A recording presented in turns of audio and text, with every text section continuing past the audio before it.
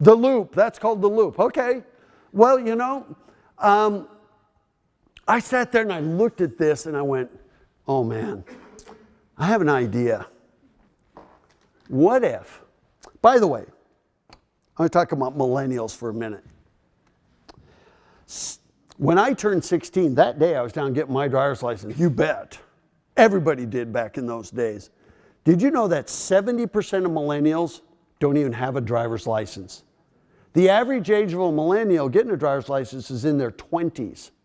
Number one, they're one of the first generations to start life in a mountain of debt, college, you name it. I mean, they can't afford to buy a house, buying a car. And so, you know what? All three generations, us boomers, the boomers were the ones that were the first ones when they deregulated airlines that we went to Europe. We saw all these towns with piazzas, all with pedestrian walkways. And then the Gen Xers, the people now in their 40s, early 50s, you know what? They were the ones who went backpacking around Europe, right? During college days.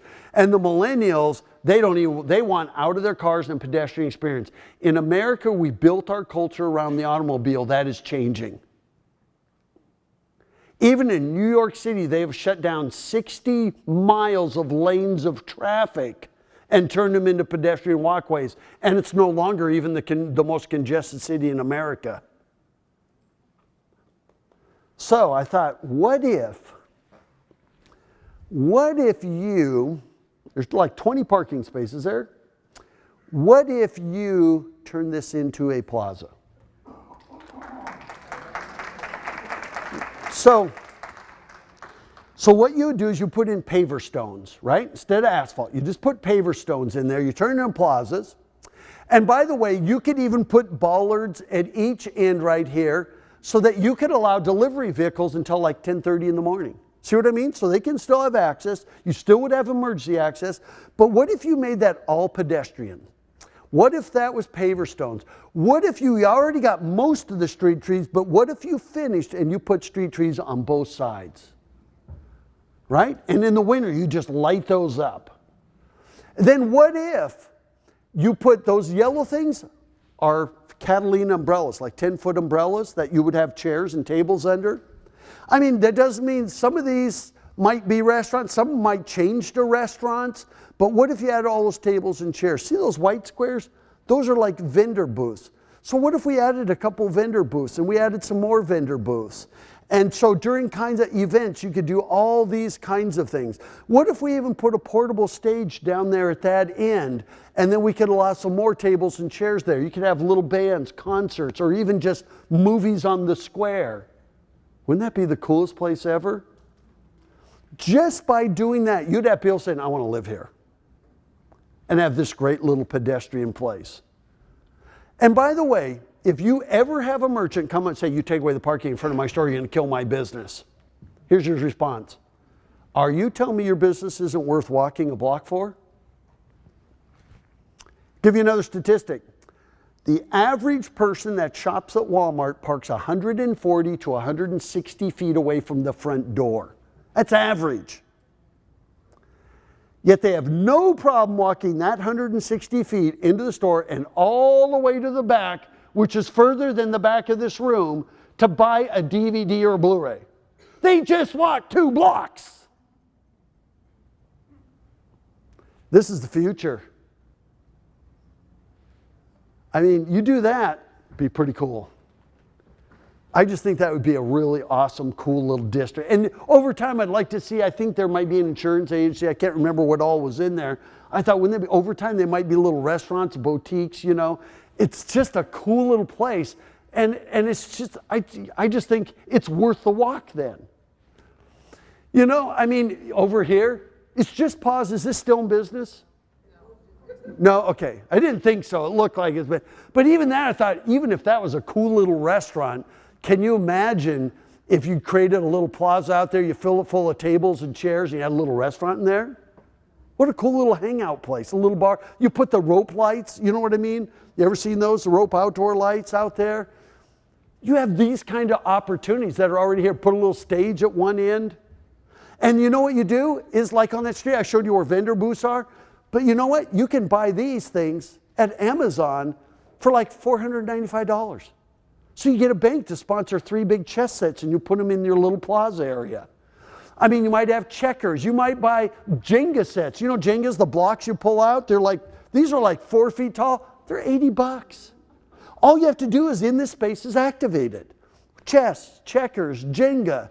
I mean, whatever. You could even put in some more permanent chess tables. You know, like this. That's in Nashville, North Carolina. Or even foosball tables. Even, you can even put in during the summer, you might even put in bocce ball courts. These are all, you can do these that are portable. Or even bring in a couple little food trucks and trailers. You could even have a vendor come in with a portable climbing wall. And they charge kids a couple bucks, they're making some money, and you're activating those shops in that space. You know, this is in Indianapolis. You know, that's portable. You can see it's got seating areas, they can move it wherever they want. You know, wouldn't it be cool if in that square, even in that the loop, is that what you call it? The loop. In the loop, you know, if you did, this is called Imagination Playground. They're like Lincoln Logs, for anybody that remembers Lincoln Logs, but they're made out of foam. Wouldn't it be cool to have a couple of sets of these and you put them in there?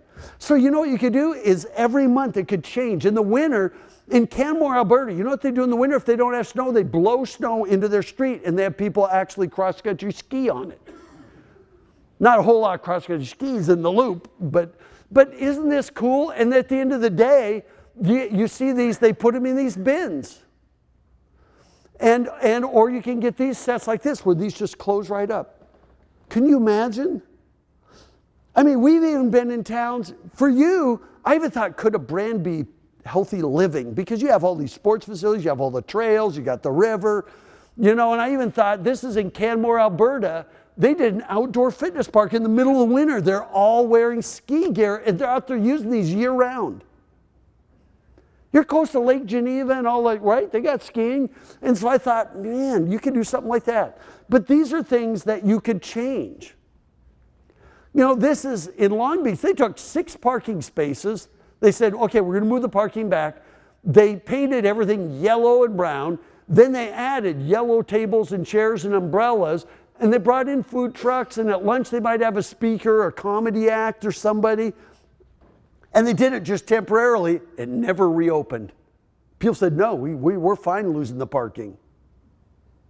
So, and by the way, I wanted to show you this. This is in front of a Shoppers Drug Mart.